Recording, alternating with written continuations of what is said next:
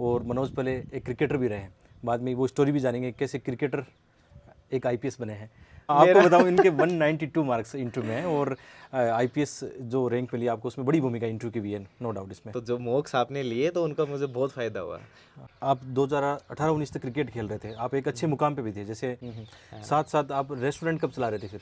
वो 2016 और नहीं 17। नहीं, जो सीकर में आपने हाँ, एजुकेशन के साथ कब वो चलाया था? 2017 में हाँ, अप्रैल में या मई में चालू किया था। वो मैंने 3-4 महीने चलाया, लेकिन उसको अच्छा। चालू किया था, लेकिन स्टार्ट करके वो सब कुछ जो शुरू से वो करते हैं ना, वो एक तो आप स्टोरी सेटअप बता रहे थे एक करना। टेम्पो वाली कि मैं टेम्पो भी खुद ले जा रहा था। मैंने पहले 2 अटेम्प्ट में इतनी पढ़ाई करी थी प्रीलिम्स की अच्छा। कि मैं शायद बताना नहीं चाहूँगा ये बात तो कि मैंने हाँ कितने मौके दिए हैं, क्योंकि हाँ। वो बाद में सबको ऐसा लगता है कि बहुत ऐसे बढ़ा चढ़ा के बता रहा है। हम्म। ऐसे मेरे चारों प्रीलिम्स पास हैं आज तक के, हाँ और मेरे एक इस बार 109 नंबर हैं, बाकी मेरे 120 प्लस नंबर हैं हर बार। बिल्कुल। जब कट ऑफ 80-85 के आसपास जा रही है तब कि बहुत रेयरली कोई सिविल सर्वेंट मेरे को ऐसा मिला है आज तक जो इस यूपीएससी क्लियर करी है, हाँ। जिसने कोचिंग करने के साथ में उसकी एग्ज़ाम पास हुई है। किसी की नहीं होती है। सभी को नमस्कार दोस्तों, आज हमारे साथ हैं मनोज मेहरिया और लास्ट टाइम आप मिल चुके हो। लास्ट टाइम इनको आईआरएस मिला था और इस बार इनको मिला है आईपीएस। आज हमारे चैनल पर हैं और आपका स्वागत है। बहुत बहुत धन्यवाद भाई साहब।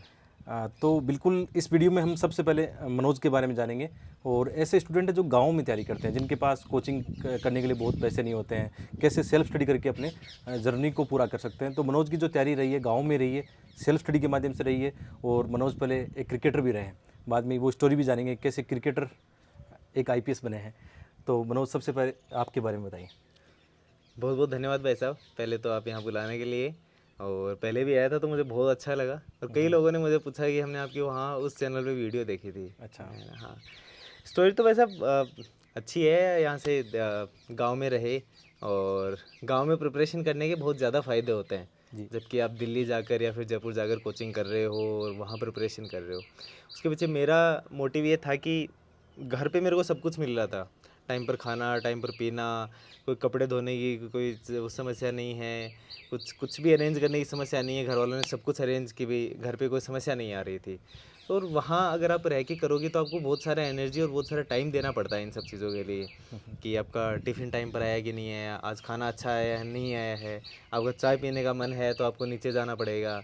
वो सब घर पे नहीं होता है, घर पे बहुत कंफर्टेबल होता है। तो एक तो मेरा मेन मोटिव तो वही था। दूसरा ये था कि मैंने कोविड के टाइम पर प्रिपरेशन चालू करी थी 2020 के मिड से के आसपास। जी। तो उस टाइम तो वैसे भी कोई कोचिंग्स वगैरह अवेलेबल नहीं थी, तो कोचिंग ना करने का पीछे कोई फाइनेंशियल रीज़न नहीं था। फाइनेंशियली कोई फैमिली डिस्टेबल नहीं है, लेकिन ये था कि ना ही तो उस टाइम कोई कोचिंग खुली थी, और खुली होती तो भी मैं नहीं करता, क्योंकि मेरे से दिल्ली रह के तो पढ़ाई नहीं होती बिल्कुल भी।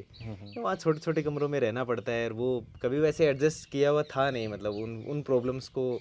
और मेरा ये मानना है कि जब तक आप कंफर्टेबल नहीं हो ना अपने एनवायरनमेंट में, अपनी सराउंडिंग्स में, तब तक आप पढ़ाई करते टाइम पर कंसंट्रेट नहीं कर सकते हो। और कंसंट्रेशन बहुत क्रूशियल है। अगर आपको कोई चीज़ पढ़नी है, आपको कोई चीज़ समझनी है, और आपने खुद ने प्रिपरेशन करी है, तो आपको पता है कि इस एग्ज़ाम में अगर आप कोई चीज़ समझ नहीं पा रहे हो तो रट कर तो आप कभी एग्ज़ाम पास होगी नहीं है। तो इसलिए कंफर्ट लेवल आपका एक कहीं हो, सराउंडिंग्स अच्छी हो, वो बहुत ज़रूरी होती हैं। और इसीलिए शायद तक मेरे लिए वो काम करी वो चीज़ें, घर पर रहकर पढ़ाई करना। बिल्कुल। जैसा कि अक्सर बच्चों के मन में ये डाउट रहते हैं कि राजेंद्र नगर और मुखर्जीगढ़ जाना कंपलसरी है आईएएस बनने के लिए, और आपकी जर्नी मैंने देखी है कि शायद आप इंटरव्यू के समय वहाँ पे कुछ समय गए होंगे, हाँ, बस। बाकी प्री मेंस तो आप घर पे ही कर रहे थे। हाँ।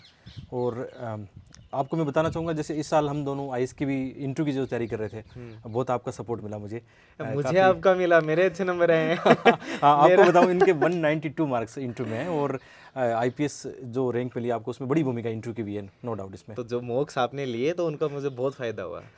क्योंकि वहाँ नागपुर थे, ट्रेनिंग एकेडमी में थे, तो वहाँ नागपुर में कोई मॉक इंटरव्यू वगैरह होते नहीं हैं, है ना। तो इतनी वो प्रॉब्लम्स मुझे हो रही थी ना, हमें इतनी छुट्टियाँ मिलती हैं कि हम हर सैटरडे संडे आकर भी वो दे पाएँ। प्रॉब्लम्स थी। तो जो मॉक्स वगैरह, जैसे आप थे, एक दो दोस्त और थे, उनके साथ ये मॉक्स वगैरह किए, तो इनसे सही में मुझे हेल्प मिली। बिल्कुल। क्योंकि 2022 का जो अटैम्प्ट था जिसमें मेरा सिलेक्शन हुआ, उसमें मेरे ऑलरेडी बहुत अच्छे मार्क्स थे, है ना। फिर जब पिछली बार अटैम्प्ट था तो उसमें मेरे इंटरव्यू की वजह से मेरा सिलेक्शन नहीं हुआ, नहीं तो मैं पिछली बार भी लिस्ट में था। रिटर्न में आपके लास्ट टाइम उल्टे ज़्यादा थे, अच्छे थे। हाँ, पिछली बार मैं लिस्ट से 1 नंबर से रहा हूँ, जब मेरे इंटरव्यू में 40 नंबर कम हुए हैं 2022 से।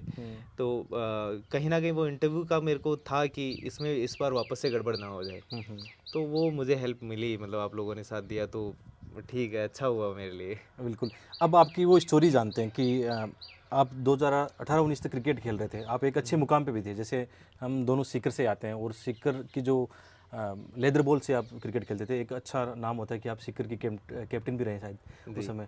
और राजस्थान में एक अच्छी पोजीशन में आप जानने के लिए तैयार मैं थे। नेशनल खेला हूँ नेशनल राजस्थान खेले हो से। आप, है जी, ना? हाँ, बहुत मतलब बहुत कम लोग ऐसे होते हैं नेशनल खेलते हैं। तो आपका तो एक बढ़िया सपना था कि आईपीएल में भी आप लग रहा था कि आईपीएल खेलेंगे। तो फिर वो वैसा वही बात है, किस्मत की बात होती है। हाँ, शायद किस्मत में कुछ और लिखा था। हाँ, 2018 तक मैंने नेशनल खेला है, 2015, 16, 17, 18। हाँ, तो लेकिन 2018 में एक मैच के टाइम पर ही मेरे एसीएल लिगामेंट होता है अपने घुटने में। हाँ। एसीएल, एमसीएल और पीसीएल और एलसीएल, ये 4 क्रूशियल लिगामेंट्स हैं। हुँ, उनमें से मेरे 2 लिगामेंट्स टूट गए थे एकदम। तो उससे क्या है, फिर घुटने में डिसेबिलिटी आती है, उसकी वजह से आप खेल नहीं सकते हो, नॉर्मल लाइफ के सारे काम हो सकते हैं उससे। तो वो हो गए थे, फिर उनकी सर्जरी होनी थी। सर्जरी में ये था कि कोई सर्टेनिटी नहीं है कि आप वापस खेल पाओगे कि नहीं पाओगे। हुँ, क्योंकि मैं मीडियम पेसर था, हुँ, हुँ। और मीडियम पेसर के घुटने पर बहुत प्रेशर आता है, बहुत लोड आता है। जी। तो उस वजह से फिर मुझे ये डिसाइड करना था कि फाइनेंशियली एज सच कोई प्रॉब्लम नहीं थी फैमिली में। लेकिन ये था कि मिडिल क्लास फैमिली है, तो वो भी नहीं है कि मैं कुछ ना करूँ तो भी चल जाए, ऐसा भी नहीं था। हुँ, हुँ, तो कहीं ना कहीं फिर कुछ करियर का सोचना ही था। और फिर और कोई ऑप्शन नहीं बचा था कि और उसके अलावा कुछ नहीं कर सकते थे, सिर्फ पढ़ाई कर सकते थे। और तो मेरे जीजा जी ने बोला कि आप पढ़कर देखिए, कोई ना कोई सरकारी नौकरी लग ही जाओगे। क्योंकि मुझे समस्या ये थी कि मैंने बहुत साल पढ़ाई छोड़ दी थी उसके बीच में। लगभग 10th के बाद में मैं स्कूल आना जाना बहुत कम ही रहा है मेरा। तो 11th-12th ऐसे वो बस। और आपका ग्रेजुएशन भी बहुत ही नॉर्मल शायद आप प्राइवेट किया होगा आपने ना? हाँ, प्राइवेट था हाँ, ग्रेजुएशन मेरा। बहुत क्योंकि लोगों में ये भ्रांति रहती है बच्चों में कि यार डीयू, जेएनयू ये पढ़ के कोई आईआईटी वाला कोई आएगा। नहीं पूछता है। आपका तो बहुत सिंपल बैकग्राउंड रहा है। 12th में मेरे हैं 62% हैं। वो तब हैं जब एक सब्जेक्ट मेरे फाइन आर्ट्स है। इसमें मेरे 100 में से कोई 97-98 नंबर दे रखे हैं उन्होंने, टीचर ने, कि वे पास हो जाए। अगर उस एक सब्जेक्ट के 97-98 निकाल दे तो फिर मेरे कितने परसेंट बचते हैं? हाँ। 50 से भी नीचे आ जाएंगे तो। और ग्रेजुएशन मेरे 50% है ना। और इसमें मेरी एमए हुई है अभी सोशियोलॉजी से, जो मेरा ऑप्शनल भी है। तो उसमें भी मेरे 50% है ना। तो कुछ एक्स्ट्रा ऑर्डिनरी कुछ भी नहीं है मेरा। और मैं कभी कॉलेज गया नहीं हूँ, मैंने नॉन कॉलेजिएट करी है, सिर्फ एग्ज़ाम देने गया हूँ। हाँ, हाँ। 12th में मैं आधी बार भी स्कूल में नहीं गया हूँ। मैंने स्कूल से एग्जामेशन ले रखी थी कि स्पोर्ट्स कोटे की वजह से, कि भाई मुझे स्कूल ना जाना पड़े, है ना। क्योंकि उस टाइम खेलने पर उधर मेरे को टाइम कम मिलता था स्कूल जाने का। फिर अचानक ये सपना या प्लान कैसे बना कि मुझे सिविल सेवक ही बनना है? और आपकी जर्नी देख रहा हूँ लगातार, जैसे आपके 4 अटेम्प्ट, चारों बार आपने प्री पास की, मेंस लिखा, 2-3 बार इंटरव्यू दिया आपने। हाँ। और कोई कोचिंग नहीं, फॉर्मल एजुकेशन नहीं, और साथ में आपने इंग्लिश मीडियम और चूज़ किया। मतलब गाँव में मतलब नॉर्मली क्योंकि आपकी एजुकेशन आप बता रहे हैं कि उतनी ज़्यादा खास नहीं, फिर इंग्लिश मीडियम का आपका डिसीजन एक टर्निंग पॉइंट रहा आपकी लाइफ में। नहीं, वो टर्निंग पॉइंट नहीं था। मैं हाँ। फर्स्ट क्लास, सेकंड क्लास से लेकर 10th क्लास तक इंग्लिश मीडियम का स्टूडेंट ही था। अच्छा। मेरे गांव के पास, गांव से 6 किलोमीटर दूर दादिया में स्कूल है, ज्ञानोदय, वहाँ पढ़ता था। तो इंग्लिश मीडियम ही थी। तो मुझे एज सच इंग्लिश पढ़ने में या फिर समझने में कोई इशू था नहीं, है ना। लेकिन मैंने इतनी ज़्यादा भी इंग्लिश में पढ़ाई नहीं करी थी कि मैं हिंदी ना पढ़ सकूँ। तो जब ये 2018 में जब इंजरी के बाद में मैंने पढ़ाई चालू करी वापस, और ये जो अपनी सी ग्रुप की एग्ज़ाम्स होते हैं, कांस्टेबल की, क्लर्क की, ये सारे एग्ज़ाम्स दिए, तो ये मैंने हिंदी मीडियम से दिए थे। अच्छा। और हिंदी मीडियम से क्यों दिए थे? क्योंकि मेरे जब जीजा जी ने मेरे को बताया कि आप एक बार पढ़कर देखिए, हो जाएगा, आसान है चीज़ें, इतनी मुश्किल नहीं है, वो सीआईडी में है। तो उनके पास किताबें हिंदी मीडियम की थी, तो उन्होंने वो दे दी। मेरे लिए तो सब कुछ जीरो से चालू करने वाली बात थी, चाहे हिंदी की दे दो चाहे इंग्लिश की दे दो। तो मैंने हिंदी से पढ़ना चालू कर दिया। फिर जब लेकिन मैंने 1-1.5 साल, 15-16 महीने के अंदर अंदर जब मैंने पढ़ाई चालू करी, उसके बाद में 15-16 महीने में मैं पहली बार मैं नौकरी लग गया था। मैंने अभी तक 7-8 एग्ज़ाम दिए हैं, और मुश्किल से 1-2 फेल हुआ हूँ। हाँ, आपकी देख रहे थे सीपीएफ एग्ज़ाम आपने पास की है। हाँ, उसमें ऑल इंडिया रैंक 4 था हाँ, मैं। उसके अलावा आप बोल रहे थे मतलब कांस्टेबल एग्ज़ाम वो भी आपने। बीएसएफ में कांस्टेबल हाँ, लगा था वो 2018 की, जो एसएससी हाँ, जीडी की भर्ती थी। हाँ, उसमें एक मैं डीआरडीओ में सिक्योरिटी असिस्टेंट की नौकरी आई थी तभी 2018-19 सारे की एग्ज़ाम भर्ती। आपने फाइनल मेरिट पास की है ना? सीपीएम में शायद आपकी हाँ, 4th रैंक भी है ना? सब फाइनल लिस्ट की भी, किसी के ज्वाइनिंग लेटर सबके पड़े हैं मेरे पास हाँ, में, इतना वो वाले। जुनून ये कैसे आया? मतलब अचानक मतलब कोई रास्ता नहीं था ना कुछ और, मतलब अच्छा। मैं दे थोड़ा सा होता है ना भैया, सबसे शुरू से ही रहता है। जैसे आप लोगों को देखते हो गांव में, मैं गांव में आज भी मैं गांव में रहता हूँ। अभी जैसे ट्रेनिंग के अलावा जो भी स्टे है वो गांव का ही है मेरा। तो वहाँ बहुत सारे लोग हैं, भैया हैं परिवार में, आसपास के परिवार में, जो बस बैठे रहते हैं, टाइम निकाल रहे हैं, वैसे लाइफ नहीं निकालनी थी, बस आप बैठे हो और कुछ नहीं कर पा रहे हो। साथ साथ आप रेस्टोरेंट कब चला रहे थे फिर? वो 2016 और 17, नहीं जो सीकर में आपने हाँ, एजुकेशन के साथ कब वो चलाया था? 2017 में हाँ अप्रैल में या मई में चालू किया था। वो मैंने 3-4 महीने चलाया, लेकिन अच्छा। उसको चालू किया था, लेकिन स्टार्ट करके वो सब कुछ जो शुरू से वो करते हैं ना, वो एक वो आप स्टोरी सेटअप बता रहे थे करना, एक टेम्पो वाली की, मैं टेम्पो भी खुद ले जा रहा था मतलब सामान लेके आना था। वो 3 टायर वाला टेम्पो नहीं था, 4 टायर वाला वाला टेम्पो था, था। वो हाँ। सामान लेके जाना था, उसका कोई कुछ फर्नीचर बनवाना था रेस्टोरेंट का। तो हर चीज़ ही बहुत ज़्यादा महंगी हो रखी थी उस टाइम, और बजट लिमिटेड था। भैया उस टाइम मेरे भैया रहते थे, यूएई रहते थे, वो सेफ थे। तो ये था कि बाद में आके वो संभाल लेंगे, मैं अब एक बार चालू कर दूं, क्योंकि चालू करते टाइम पर फाइनेंसेस भी चाहिए थे। तो वो वहाँ उनकी सैलरी भी बंद नहीं कर सकते थे कि फाइनेंसेस कहाँ से लाएंगे, तो उनका नौकरी करना ज़रूरी था। तो ये था कि चालू शुरू मेरे को करना है पूरा। तो वो फर्नीचर का वो सामान लेके जाना था, वो लकड़ियाँ वगैरह, और वो कहीं यहाँ लक्ष्मणगढ़ के आगे एक गांव है, मैं नाम भूल गया इस गांव का, वहाँ से वो फर्नीचर करवाया था, वो खाते थे। आपकी बहुत ही मतलब जो स्टूडेंट देख रहा है उसको वो रिलेट कर रहा है अपने आप से, क्योंकि अपने जो बच्चे गांव से आते हैं ना, उनकी यही लाइफ रहती है कि वो भी गांव में कोई गाय चरा रहा है, कोई भैंस चरा मस्त रहा है। लाइफ है, गांव जैसी लाइफ कहीं नहीं है भैया। हम भी जैसे बचपन में अभी 12th क्लास तक ये था, हमेशा स्कूल गए, स्कूल के आने के बाद में किताब लेके जो अपनी भैंस गाय थी, जैसे पीछे आप खेत दिख रहे हैं ना, जो अपने चारागाह होते हैं, लेके निकल गए, वहीं अपन टाइलें खेल रहे हैं, किताबों से पढ़ रहे हैं। तो यही जर्नी थी अपनी। तो देखिए मेरा ये मानना है, हाँ अब जैसे मैं नागपुर IRS एकेडमी में हूँ, NADT में, हाँ वहाँ हर तरीके के लोग हैं, है ना। IITians हैं वहाँ पर, MBA के स्टूडेंट्स हैं, और मुझे ये लगता है, मुझे लगता नहीं, मैं 101% श्योर हूँ कि हर एक क्वालिफिकेशन में मेरे से ऊपर है ना। लेकिन जो ज़िंदगी मैंने जितनी मस्त जी है ना, उतनी किसी ने नहीं जी है। मतलब जिस टाइम पर खेलने की जो एज होती है ना, कब तक खेला मैं, देख लो 21-22 की उम्र तक तो मैं क्रिकेट खेलता था, है ना।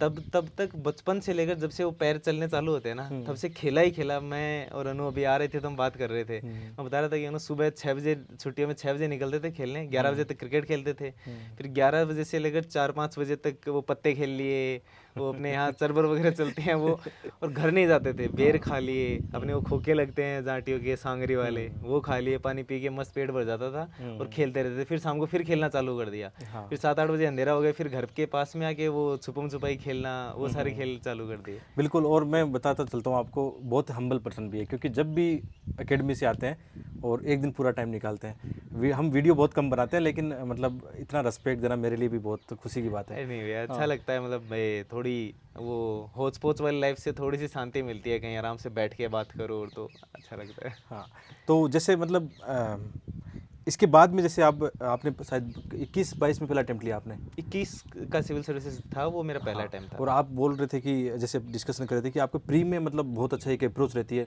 नॉर्मल ट्रेडिशनल कोचिंग की तुलना में आपकी एक सेल्फ स्ट्रेटेजी हमेशा रहती है। तो वो कैसे अलग थी आपकी अप्रोच, क्योंकि आप प्रीलिम्स में बहुत अच्छा स्कोर कर रहे थे और लगातार 4 बार आपने निकाला।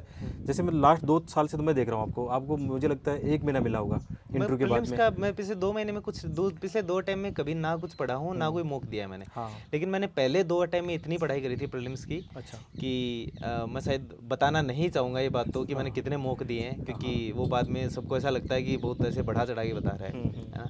लेकिन वो मेरे आज भी काम आती है। उस टाइम मैंने खूब जितने एक्स्ट्रा एफर्ट्स में लगा सकता था वो लगाए। उसके पीछे रीज़न ये था कि मुझे ये लगता था कि मैं गांव में बैठा हूँ, मैं मतलब जो मेन कंपटीशन है उससे बहुत दूर बैठा हूँ, तो मुझे पता नहीं कि मैं जिनसे compete कर रहा हूँ वो कैसे लोग हैं, है ना। तो उसके लिए मुझे लगता था कि मुझे कुछ एक्स्ट्रा करना पड़ेगा। फिर जो पुराना एकेडमिक बैकग्राउंड है उसमें मैं ऑलरेडी इन्फीरियर फील करता था कि यार मुझे तो कुछ आता ही नहीं है, मैंने इतने साल पढ़ाई स्किप करी हुई है। 2015 में 12th हुई थी मेरी, उसके बाद में 16, 17, 18 3 साल तो मेरे कुछ है ही नहीं, मतलब एकदम ही छोड़ दी थी मैंने पढ़ाई। 2018 में इंजरी के बाद में मैंने ग्रेजुएशन करना चालू किया था, first year, second year, third year. तो फाइनल ईयर के साथ 2021 में मेरी फाइनल ईयर थी, तब वो मैंने मेरा फर्स्ट अटैम्प्ट दिया था। तो मुझे फील होता था कि मैं बहुत इन्फीरियर हूँ, मतलब मैं पढ़ाई के मामले में बहुत इन्फीरियर हूँ, मैं पीछे हूँ। लेकिन मुझे ये भी पता था कि मैं कर लूँगा, मतलब मैं करना चालू करूँगा। तो मैं कुछ शायद एक्स्ट्रा एफर्ट्स लगाई उस वजह से, उस प्रेशर की वजह से, तो वो चीज़ें मेरे लिए काम करी।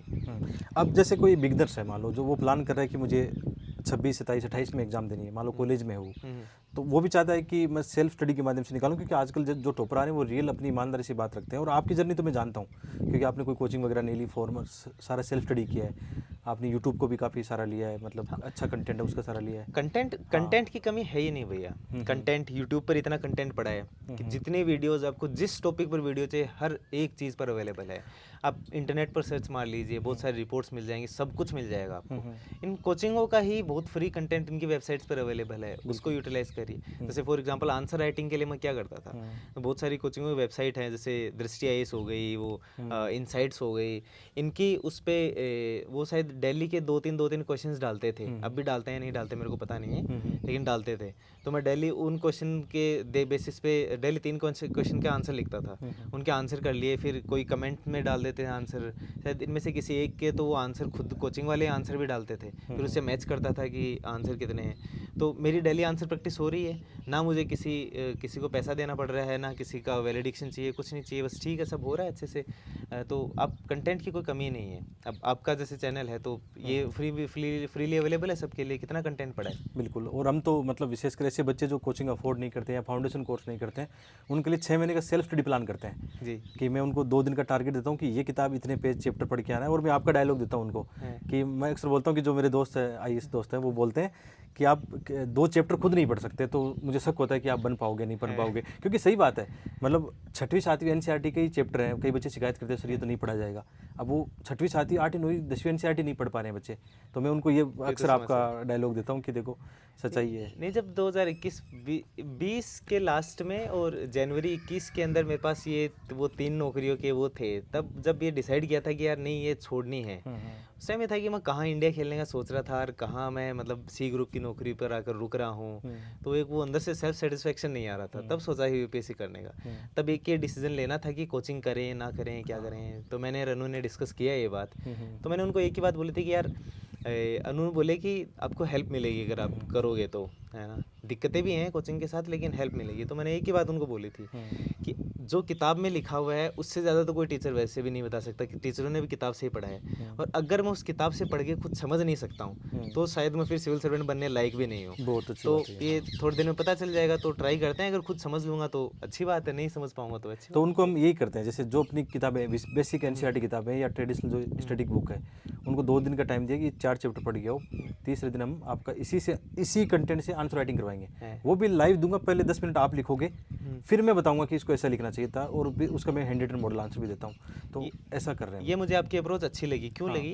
क्योंकि जब जैसे कोचिंग वाले स्पून फीडिंग करते हैं बच्चे की, कि उनको नोट्स दे दिए क्लास में, उन नोट्स की वो टीचर मोस्टली रीडिंग्स ही लगवाते हैं कि ये है, ये चीज़ है ना।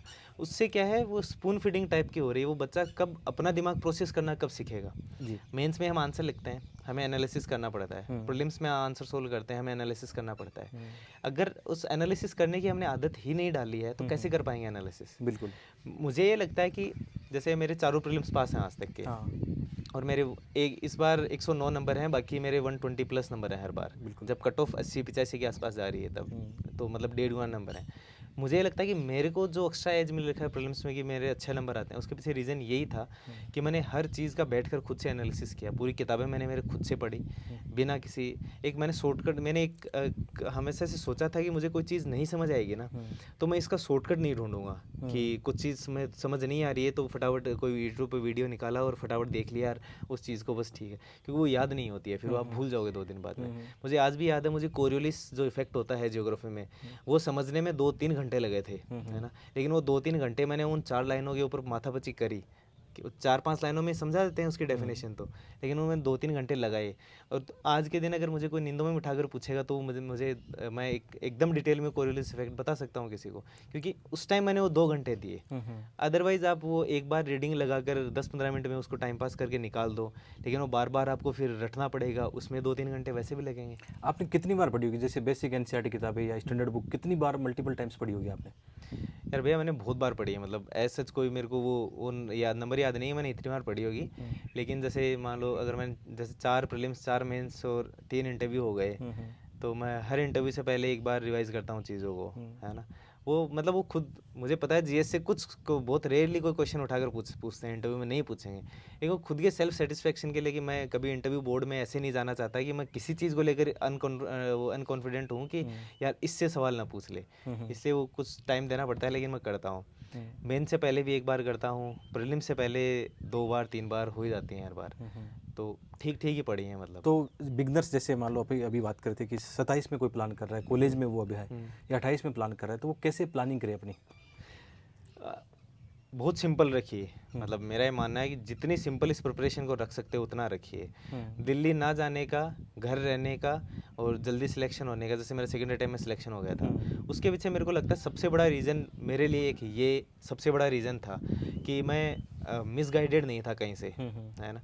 मुझे बहुत लिमिटेड चीज़ें थी, मैंने हर एक चीज़ की यूट्यूब पर देखा, जब और बुक लिस्ट बना ली कि इस चीज़ के लिए ये बुक, इस चीज़ के लिए ये बुक, बस एक एक बुक ख़त्म। वो चीज़ ऑनलाइन ऑर्डर करी, आई घर पर और मैंने पढ़े वो चीज़, वो ही पढ़ी बस, उसके अलावा यहाँ से पढ़ लिया वहाँ से पढ़ लिया, एक तो ये नहीं किया।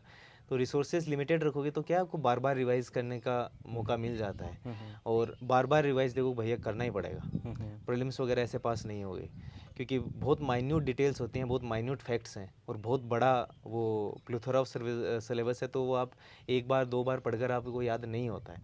अगर मैं अब दोबारा अटैम्प्ट देना चाहूँ तो मुझे भी एक बार तो रिवाइज़ करना ही करना पड़ेगा वापस सब कुछ। तो रिसोर्सेज को लिमिटेड रखिए। फिर मैं टारगेट्स बनाता था डेली के, है ना। एक चीज़ और मैं बोलना चाहूँगा कि जैसे मैंने शुरू में बोला कि आपका अब जब आप पढ़ रहे हो तब आपका कंफर्टेबल होना बहुत ज़रूरी है। आप जहाँ पढ़ रहे हो उस टाइम पर उस सिचुएशन में आप एकदम कंफर्टेबल हो कि नहीं हो, आपको किसी चीज़ की, आपका दिमाग कहीं और नहीं होना चाहिए कि खाना कब में आएगा, कुछ सामान लाना है, मेरे कपड़े नहीं धुले हैं, वो सब नहीं होना चाहिए, है ना।